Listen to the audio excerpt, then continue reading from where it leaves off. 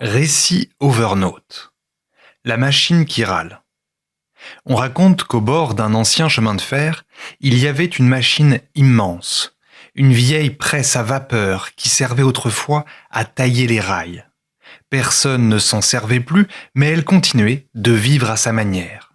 Elle grognait, elle soufflait, elle fumait, comme si un cœur fatigué battait encore dans son ventre de métal.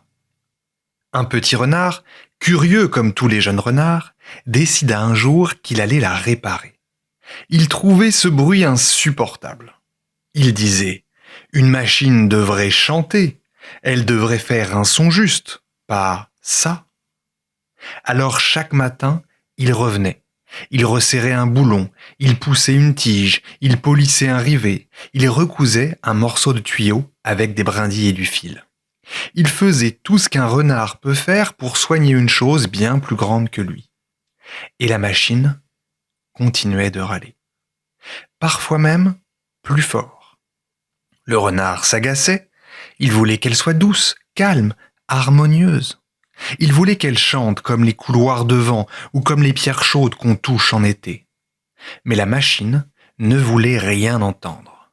Elle soufflait et toussait, elle tremblait comme si elle allait s'effondrer, elle battait un rythme irrégulier. Clon, clon, tch, clon, tch.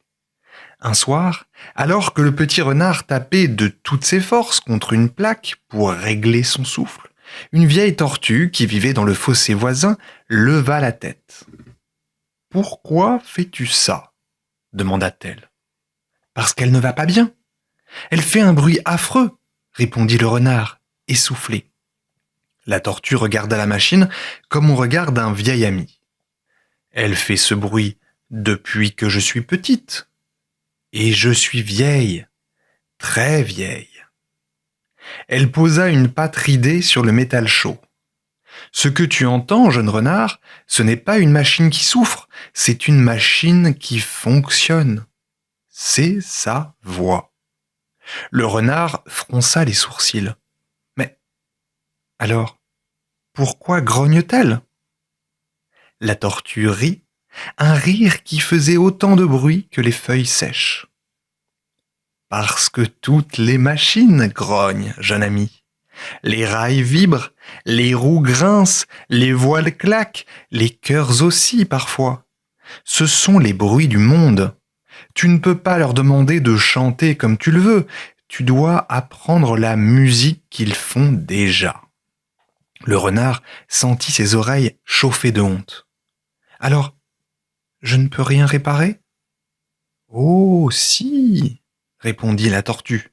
« Tu pourras réparer beaucoup de choses, mais pas en écoutant ton propre chant, seulement quand tu connaîtras leur vraie chanson.